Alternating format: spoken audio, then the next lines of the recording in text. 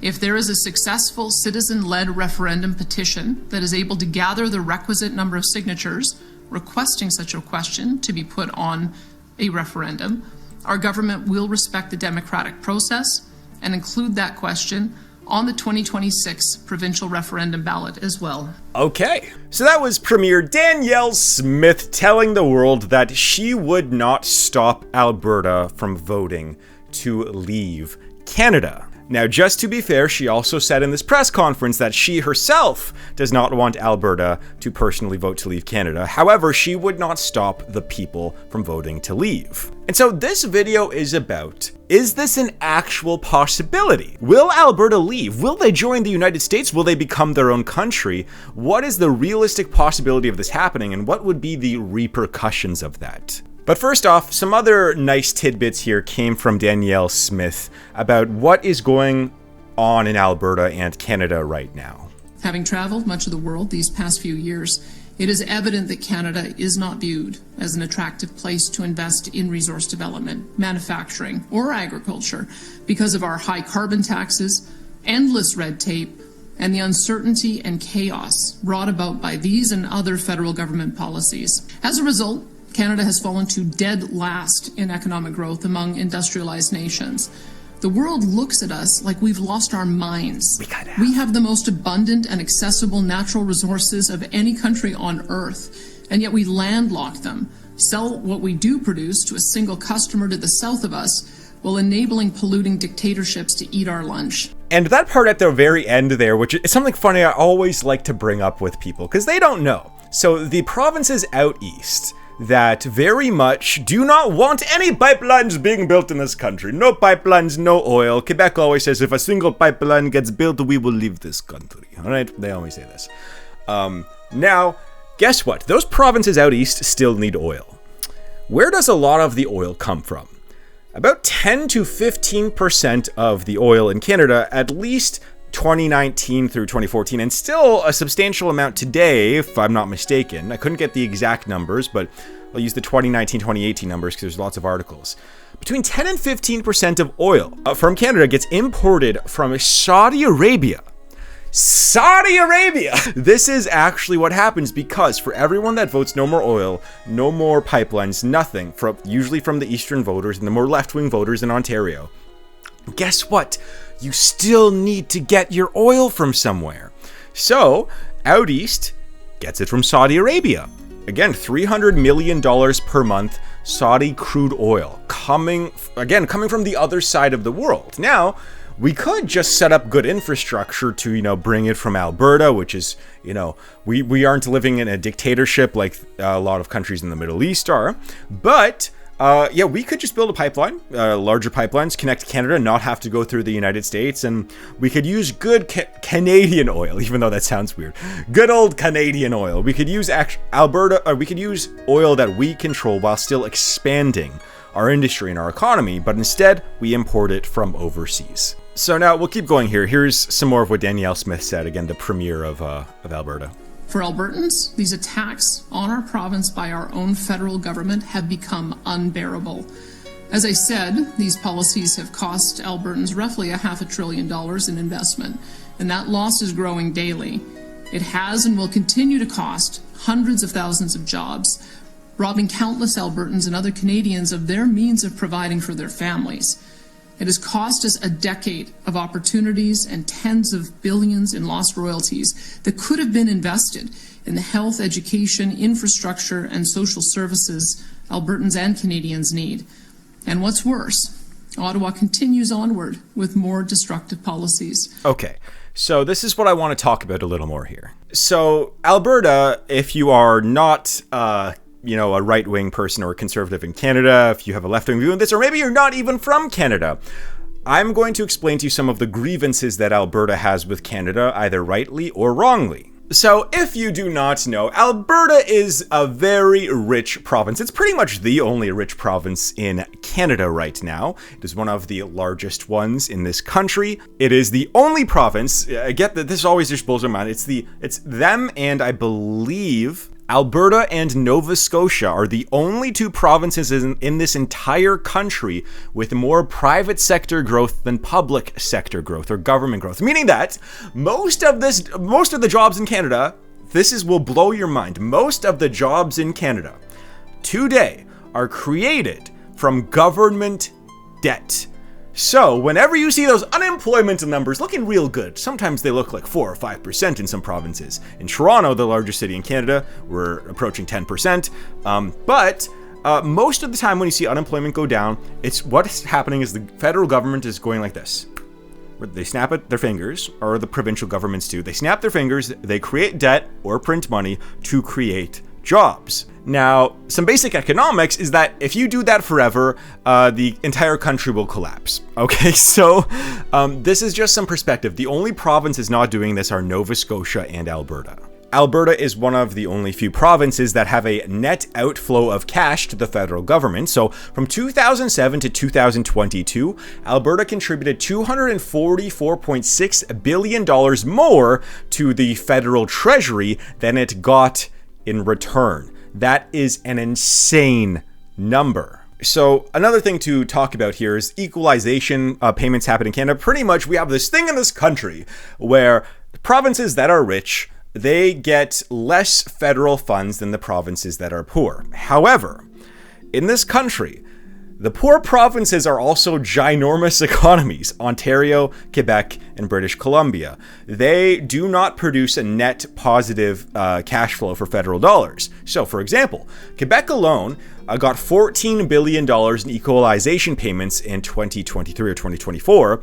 Alberta got $0 in equalization payments. It's estimated that about $20 billion a year of Alberta taxpayers' money goes to other provinces. Think about that. So if you're an Albertan citizen and you realize that most of the tax money that you pay, or not most, but a large chunk of it that you pay actually doesn't go at all to things that affect you and benefit you, you'd be a little bit angry, wouldn't you? Because a lot of these times, these things don't go to like military infrastructure for the entire country. This will go to equalization programs for like healthcare in Quebec and so on. Another thing to think about is Alberta is a super majority conservative province, and Saskatchewan is a little bit too. But for example, in 2019 and the recent election, the Liberals didn't win a single seat in Alberta. In fact, 33 out of 34 seats in 2019 went conservative, and I think there was one NDP seat. I think it was 2 NDP seats this time in this recent election. And 69% of voters in Alberta voted conservative. Now think about this. You have no ridings in your province, and you have a lot of ridings, again, 30 plus ridings in your province, and not a single one of them voted for the federal party that won. And this has happened for 10 years now. 10 years where not a single riding in your province voted for the current government that gets to dictate what they do. For anyone that's on the left wing that's listening to this or in the United States, imagine this, 10 straight years, not even 8 in the United States, 10 straight years where your state or your province is the exact opposite of what you want. A lot of provinces in Canada turned liberal or not left-wing, because liberals in this country aren't even really super left-wing anymore. But imagine you as a left-wing person having 10 straight years of conservatism as the federal government, and it gets to dictate what you do in your province. That's what's been happening. And so that is some of Alberta's grievances as well. In fact, I have a few more polls here. Some of them are old, some are new. So depending on the poll, between 24% and 44% of Albertans would at least consider voting to leave Canada. Saskatchewan, I've seen variable numbers. I think the latest poll was 33% of people in Saskatchewan say they would vote to leave Canada after this election if the Liberals were to have won again, which they did. So a third of Saskatchewan would vote to leave. British Columbia seems to flip-flop on this. I've seen some polls go as low as 10%, some polls as high as 35%. Regardless, there's a lot of Western alienation, and this isn't just a little portion of the province that wants to leave. Giant chunks now, they're gonna potentially get enough signatures to actually put this on the table, vote to leave Canada. And this would be absolutely catastrophic for the Canadian economy and for just Canada as a whole. So about 18% of Canada's GDP growth in 2022 came from Alberta, despite having just over 11% of the population. So again, Alberta's hitting well above its weight in terms of how well its economy is doing. It has a net federal federal contribution of $14.2 billion per year, meaning that if Alberta were to leave and the rest of Canada wanted to continue spending like it's a drunken sailor, you would have to find at least $14.2 billion from other provinces. The way to do that is actually our federal sales tax would have to go from be increased by about 2.2% on everything to pay for Alberta leaving the country. Canada would lose a lot of its sway because oil is such an important part of our economy and trade with the United States. Our economy would just drastically shrink. Our influence with the United States and the world would pretty much shrink to zero. And just things wouldn't really be so good. Now, the last grievance I want to say here, that I want to bring up, is that just imagine if whatever your province or state is. So for example, the largest sector for the economy in Ontario, well, I mean, in all of Canada, in most provinces, it's real estate. The largest sector, that's so sad to say. The most important part of Canada's economy in most provinces is real estate. This is so sad. It used to be like manufacturing like 40 years ago, or 50 years ago. But anyways, so ignoring real estate, because that's how insane this country has gotten and how sad the economy has gotten. Imagine in a province like Ontario, where a lot of the main portion of the economy is the services sector, finance, and potentially the tech sector. In Quebec, it's like forestry, because, they won't allow oil to be extracted out of the ground in Alberta, but you can cut down all the trees in Quebec, and that's fine. But in Quebec, it's the services industry, it's forestry, and they have a little bit of a manufacturing base there, too, for aerospace. But just imagine if the federal government decided, hey, you know what? We're kind of sick of this aerospace industry. We need to slow down its growth and kind of cap it. In fact, any new aerospace improvement, expansion, or new company, you need to go through a 5-year process with the federal government and all the local indigenous tribes and the province themselves. You need to go through this giant process where everyone signs off on everything. You have to give equity to people that are not involved in this at all. And then, after all of that, maybe we'll let you start, expanding your business, okay? Imagine that in the services business. Imagine that in the tech business. Imagine that in the forestry business. We don't allow that in any of those businesses, except for the main business out west in Alberta. So all this would be catastrophic. So I want to air here what Danielle Smith said that needs to happen for Alberta to stay. Alberta will be taking steps to better protect ourselves from Ottawa. As a start, I will soon appoint a special negotiating team to represent our province in negotiations with the federal government on the following reforms requested by our province. We hope this will result in a binding agreement that Albertans can have confidence in. Call it an Alberta Accord, if you will. First, Alberta requires guaranteed corridor and port access to tidewater off the Pacific, Arctic, and Atlantic coasts for the international export of Alberta oil, gas, critical minerals, and other resources in amounts supported by the free market rather than by the dictates and whims of Ottawa.